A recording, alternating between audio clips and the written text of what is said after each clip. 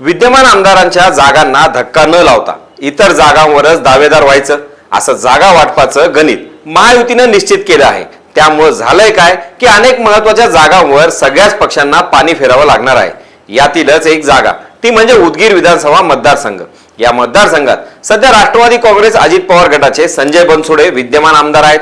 किंबहुना महायुतीत ही जागा अजित पवार गटाला सुटणार असल्यामुळे भाजपचे स्थानिक नेते नाराज झाले आहेत। विशेष म्हणजे याच नाराजीमुळे ऐन निवडणुकीच्या तोंडावर भाजपला उदगीरमध्ये मोठा धक्का बसला आहे। भाजपचे माजी आमदार सुधाकर भालेराव यांनी पक्षाच्या सदस्यत्वासह सर्वच पदांचा राजीनामा देत स्वतः भाजपचं कार्यालय गाठलं आणि राजीनामा दिला। विशेष म्हणजे त्यानंतर लगेच सुधाकर भालेराव यांनी राष्ट्रवादी शरदचंद्र पवार पक्षामध्ये प्रवेश केला।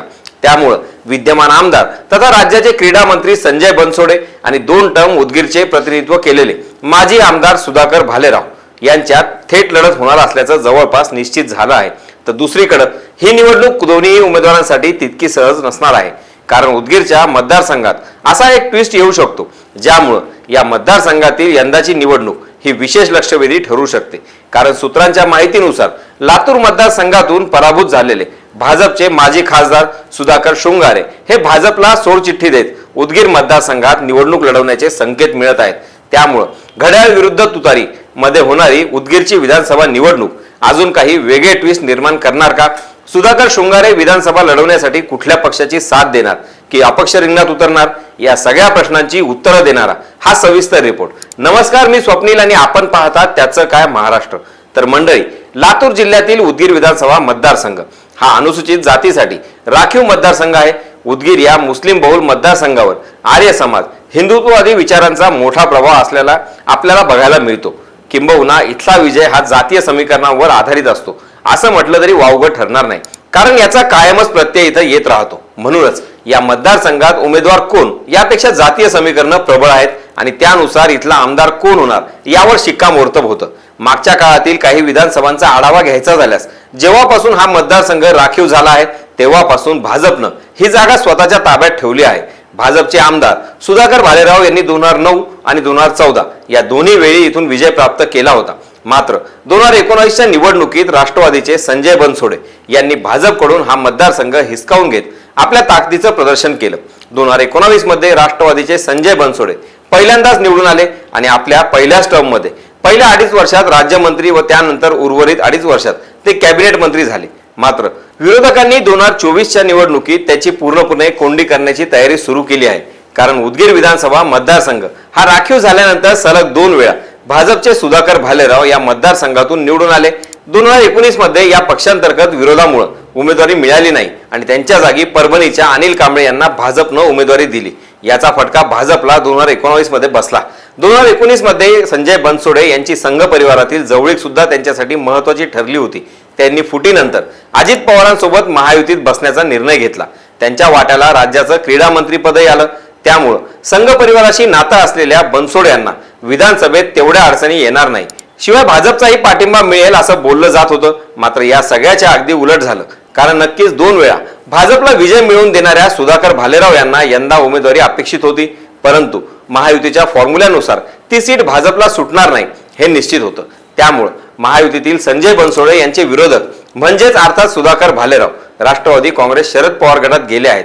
बरं, सुधाकर भालेराव यांच्यासह परभणीचे भाजपचे नेते अनिल कांबळे या 2 मतदारसंघात देखील शेकडो कार्यकर्ते हे त्यांच्यासोबत शरद पवार गटात गेले आहेत। त्यामुळे उदगीरच्या स्थानिक भाजपला मोठं खिंडार पडल्याचं चित्र सध्या दिसत आहे। उमेदवारी देण्याच्या शब्दावरच सुधाकर भालेराव यांचा शरद पवार गटात प्रवेश झाल्याचा दावा समर्थकांकडून केला जातोय। त्यामुळे बनसोडे यांना धोबी पछाड देण्यासाठी शरद पवारांनी टाकलेला डाव यशस्वी ठरणार का हे बघणं महत्त्वाचं ठरणार आहे। तर सुधाकर शृंगारे यांच्याबद्दल बोलायचं झाल्यास लोकसभा निवडणूक होण्यापूर्वी भाजप लातूर लोकसभा मतदारसंघात एक हाती विजय मिळवेल असं चित्र होतं। मात्र लातूरमध्ये भाजपचे सुधाकर शृंगारे यांना काँग्रेसचे शिवाजी काळगे यांच्याकडून धक्कादायक पराभवाला सामोरं जावं लागलं। चुरशीची लढत होईल असं वाटत नसताना डॉक्टर काळगे यांचा विजय लातूर काँग्रेसला नवसंजीवनी देणारा ठरला। मात्र या पराभवानंतर शृंगारे यांच्या समर्थक कार्यकर्त्यांमध्ये अतिशय अस्वस्थता निर्माण झाली आहे। म्हणूनच भाजपनं दगा दिला असला तरी आम्ही तुमच्या सोबत आहोत, तुम्ही उदगीर विधानसभेची निवडणूक लढवा असा आग्रह कार्यकर्ते धरत असल्याचं सुधाकर शृंगारे यांनी स्पष्ट केलं। असं असलं तरी अजूनही भाजपकडून उमेदवारी मिळवण्याचे त्यांचे प्रयत्न सुरू आहेत। मात्र युतीमध्ये ही जागा अजित पवारांकडे जाण्याचीच अधिक शक्यता असल्यानं शृंगारे यांनी प्लॅन बी तयार ठेवत प्रसंगी महाविकास आघाडीकडून उमेदवारी मिळवण्याचे प्रयत्न सुरू केल्याची चर्चा सध्या आहे. लोकसभा निवडणुकीतील पराभवानंतर त्यांना सहानुभूती मिळेल अशी अपेक्षा त्यांच्या समर्थकांना आहे. गेल्या महिनाभरापासून उदगीर विधानसभा मतदारसंघात शृंगारे यांचे फलक लागले आहेत. उदगीर विधानसभा मतदारसंघातून लोकसभा निवडणुकीत त्यांना मताधिक्य पण मिळालं. मात्र आधीच भाजपचे सुधाकर भालेराव यांनी तुतारी हातात घेत उदगीरच्या जागेवर दावा ठोकला आहे. त्यामुळे सुधाकर शृंगारे यांना पक्षात जाऊन उमेदवारी मिळणार नसेल तर त्यांचा पक्षप्रवेश होऊन कुठलाच फायदा होणार नाही. परंतु अजूनही भालेरावांना उदगीरमधूनच उमेदवारी जाहीर झालेली नाही. भाजपची ताकद आणखी कमकुवत करायची असेल तर ऐनवेळी शृंगारे यांना पक्षात घेत शरद पवार एक नवा डाव टाकण्याची शक्यता नाकारता येत नाही.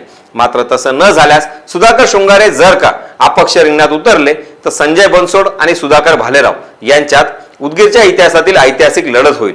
यात कुठलंच दुमत नाही. विद्यमान आमदार संजय बनसोडे यांच्याबाबत बोलायचं झाल्यास संजय बनसोडे यांनी भारतीय राष्ट्रीय विद्यार्थी संघटनेतून राजकीय वाटचाल सुरू केली. 1992 ला त्यांनी काँग्रेस पक्षात प्रवेश केला.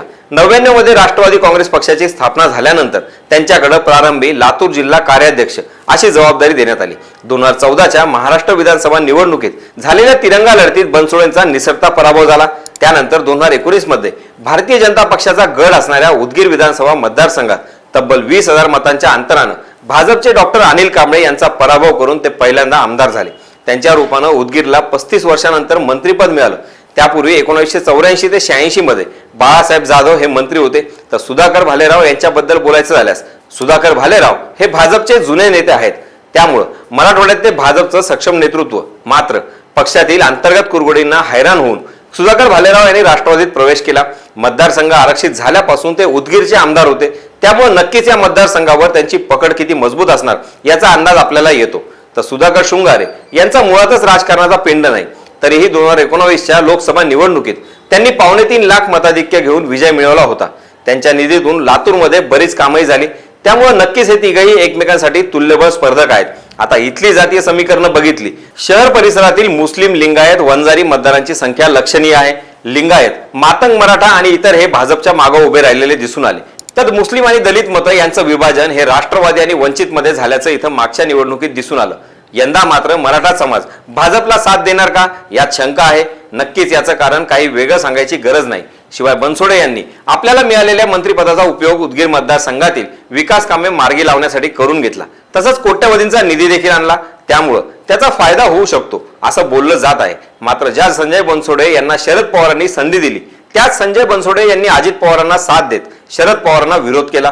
म्हणूनच संजय बनसोडे यांचा करेक्ट कार्यक्रम करण्याची रणनीती महाविकास आघाडीकडून विशेषतः शरद पवारांकडून आखली जात आहे. आता नेमका करेक्ट कार्यक्रम कोणाचा होणार हे विधानसभा निवडणुकीच्या निकालानंतर स्पष्ट होईलच. मात्र याबद्दलचं तुमचं मत महत्वाचं आहे ते आम्हाला कमेंट बॉक्समधून कळवायला विसरू नका. बाकी राजकारणाच्या आखाड्यात आपली नजर कायमच असणार आहे. तेव्हा कुठेही जाऊ नका, पाहत राहा, सबस्क्राईब करा. त्याचं काय महाराष्ट्र.